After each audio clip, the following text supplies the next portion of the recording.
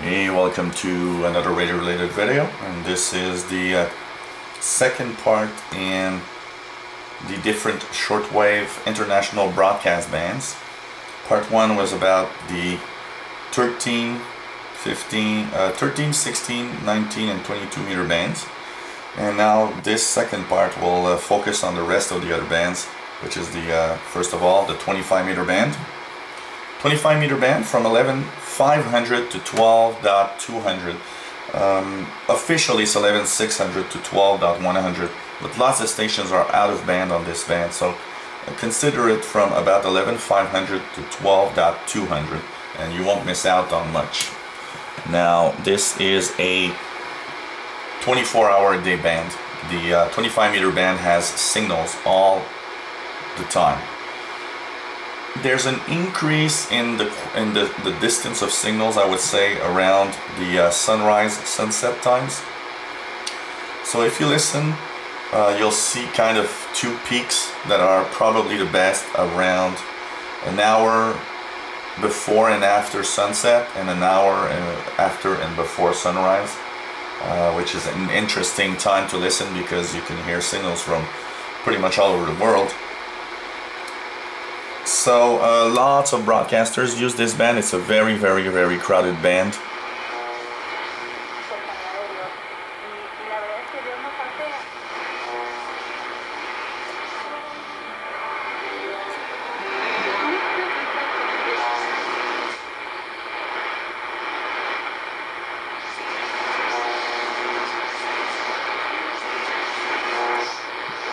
This is daytime listening.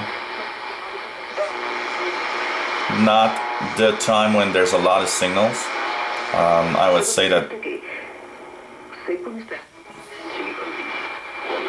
if I do this same scanning of the band but at around sunset, you'd see the amazing number of signals there's around here.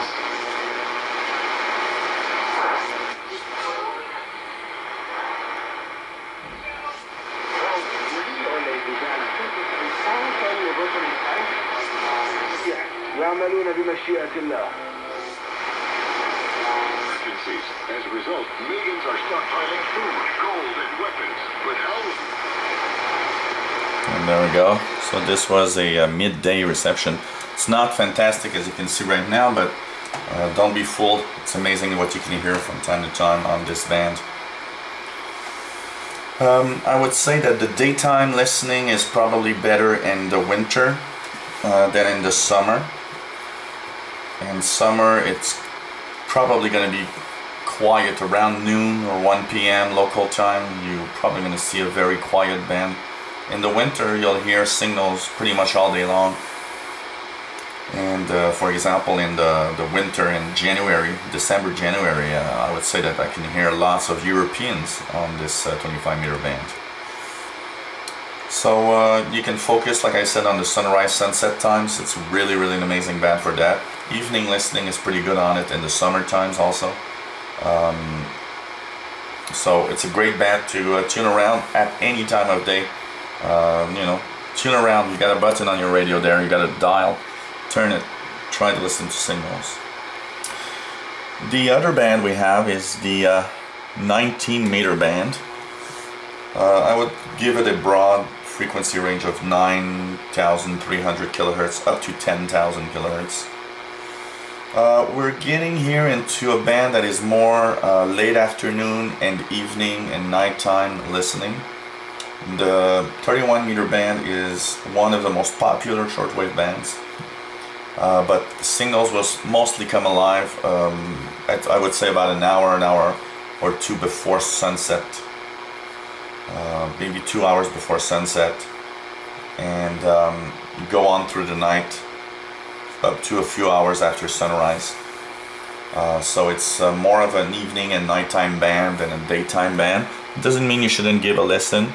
In the winter, sometimes you get Europeans there in the midday.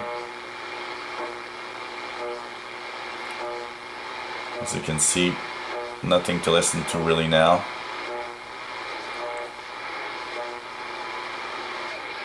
Except this station here. So take a listen to this international broadcast band. It's one of the most popular. We'll have lots of cool stations there. An example of what I like to listen on this band is Radio Australia in the morning. Here in early mornings we have Radio Australia coming in really strong on 95.80.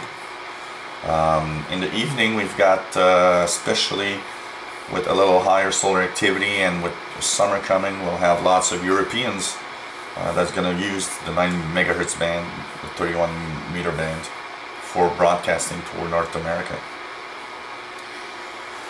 We've got 41 meter band, and although officially it starts at 7,200, I would probably start it at 7,100 because we have out of band stations still using it, and go all the way up to 7,600.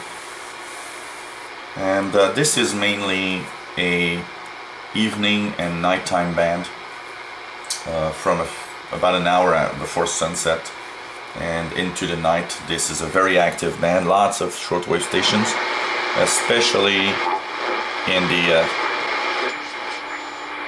72 to 7,600 range, but start at 7,100.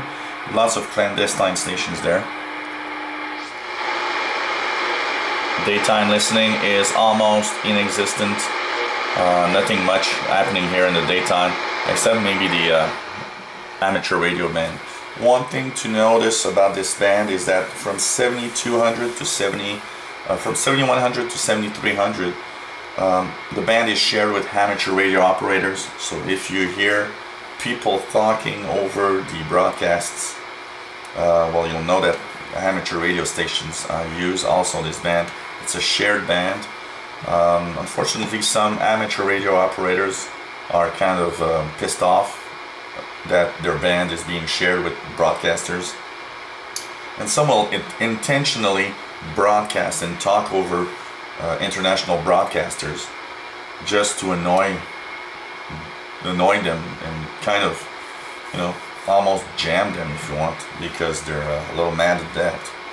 So but still makes a great listening experience on the 41 meter band. Probably the most popular nighttime band of all, 49 meters, starts at, we'll say, 5,800 and go all the way up to 6,200, and you can even go up to 6,300. This is a nighttime band from sunset to sunrise. One of the it is probably the most popular international broadcaster band for nighttime broadcasts. So definitely take a listen from 5,800 all the way to 6,300. Here we have one daytime broadcast here, which is CFRX in Toronto.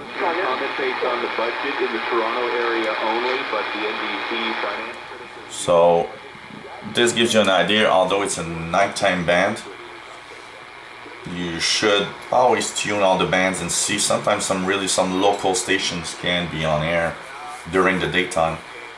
So this one is Toronto, which is about, what, 600 kilometers away from here. So in the daytime, propagation lets me listen to this station. And so you go up to 6,300, and sunset to sunrise is the best time. So this is really a nighttime band. One band that is not officially, it's not an international broadcast band, but it's what's called a tropical band. Tropical bands are mostly stations that are in a zone around the equator. I don't remember exactly what's the info on this band, but it's like you shouldn't be something like 30 degrees, more than 30 degrees north or south of the equator to use this tropical band. Many African stations, many Central and South American stations, lots of Asian stations also if you're in the Asia region. And it goes from about 4,700 all to 5,100. So you should tune around up to 5,100. This is only a nighttime band, so as soon as sunset is, you have your local sunset, start tuning around. One of the major problems of this band is because the lower we get in frequency, the more interference we usually get on the shortwave bands. So it might be difficult for a lot of people to listen actually to this band. So that's one thing that you gotta